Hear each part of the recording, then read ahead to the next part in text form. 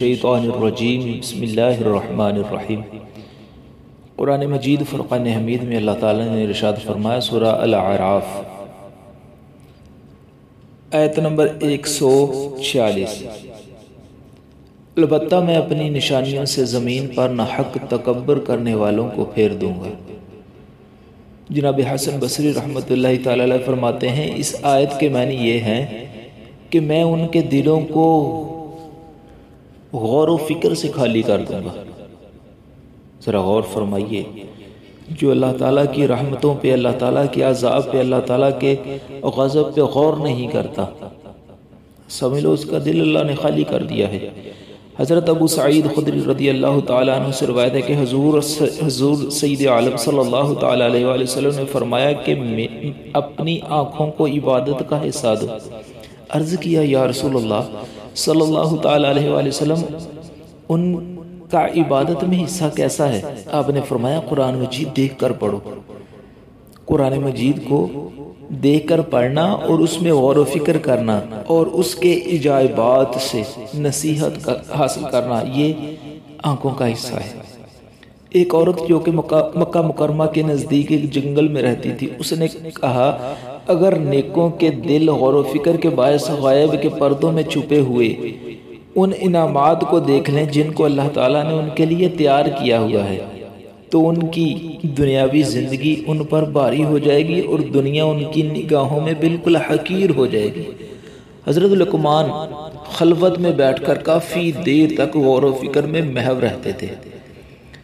ان کا خادم وہاں سے گزرتا اور کہتا کہ آپ ہمیشہ اکیلے بیٹھے رہتے ہیں، اگر آپ لوگوں کے ساتھ بیٹھا کریں تو آپ ان سے الفت حاصل کریں۔ آپ جواب میں فرماتے کہ طویل تنہائی دائمی غور و فکر عطا کرتی ہے اور طویل غور و فکر جنت کی راہ ہے۔ سبحان اللہ، ذرا غور فرمائیے۔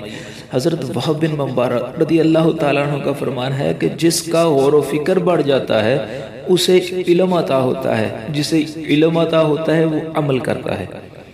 حضرت عمر بن عبد العزیز رحمۃ اللہ تعالیٰ علیہ کا ارشاد ہے، اللہ تعالیٰ کی نعمتوں میں غور و فکر کرنا سب سے افضل عبادت ہے۔ حضرت عبداللہ بن مبارک رضی اللہ تعالیٰ عنہ نے ایک روز سہل بن علی رضی اللہ تعالیٰ عنہ کو خاموش اور تفکر دیکھ کر پوچھا، کہاں کھوئے ہوئے ہو؟ آپ نے جواب دیا، پل صراط کے بارے میں سوچ رہا تھا۔ اللہ اکبر، جو اللہ تعالیٰ کے پیارے ہوتے ہیں ان کی، وہ خود تو یہاں بیٹھے ہوتے ہیں لیکن ان کی سوچ اللہ تعالیٰ کی عطا سے، اللہ تعالیٰ کے کرم سے کہیں کی کہیں گئی ہوتی ہے۔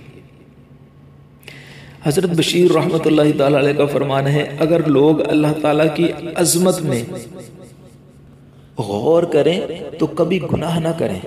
حضرت ابن عباس رضی اللہ تعالیٰ عنہ کا فرمان ہے، وہ 2 رکعتیں جو قلب کی حضوری سے ادا کی جائیں وہ ساری رات کی بے حضوری کی عبادت سے بہتر ہیں۔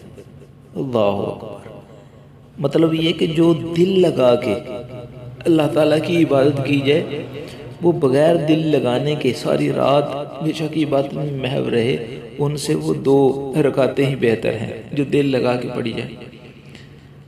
حضرت جناب ابو شریح رحمۃ اللہ تعالی علیہ اب کہیں جا رہے تھے کہ اچانک چادر لپیٹ کر بیٹھ گئے اور رونا شروع کر دیا۔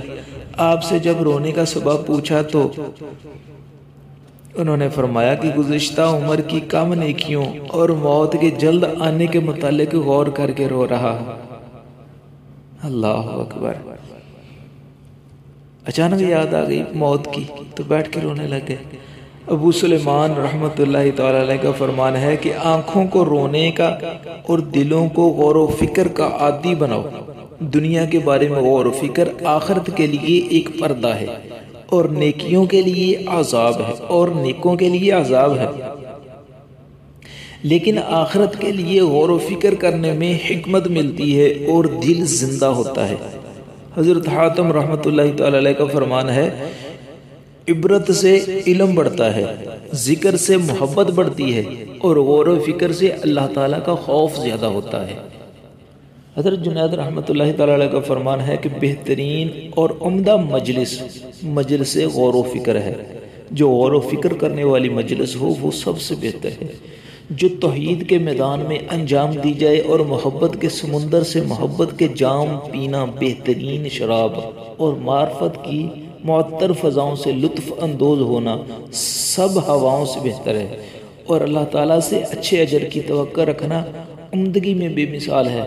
پھر فرمایا وہ دل کس قدر اچھا ہوگا جو ان مجالس کا شناسہ ہے اور اسے خوشخبری ہو جو محبت کے ان لذیذ ترین جاموں سے اپنی پیاس بجھاتا ہے۔ حضرت امام شافعی رحمۃ اللہ تعالی علیہ فرماتے ہیں کہ خاموشی کے ذریعے کلام پر اور علم حاصل کرنے کے لیے غور و فکر کرنے سے مدد مانگو۔ پھر ارشاد فرمایا کہ کاموں کے متعلق خوب اچھی طرح غور و فکر کر لینا دھوکے سے محفوظ رکھتا ہے، اور بہترین مشورہ شرمساری اور حد سے زیادہ بڑھ جانے سے محفوظ رکھتا ہے۔ کاموں میں سوچ وچار کرنے اور غور و فکر کرنے سے بیداری پیدا ہوتی ہے۔ عقل مندوں کے مشورے اور غور و فکر نفس کی مضبوطی اور بصیرت میں مضبوطی کا باعث ہیں۔ اس لیے ارادہ کرنے سے پہلے سوچ بچار کام کرنے سے پہلے غور و فکر کرو اور وقت سے پہلے مشورہ کرو۔ مزید ارشاد فرمایا خصائل 4 ہیں۔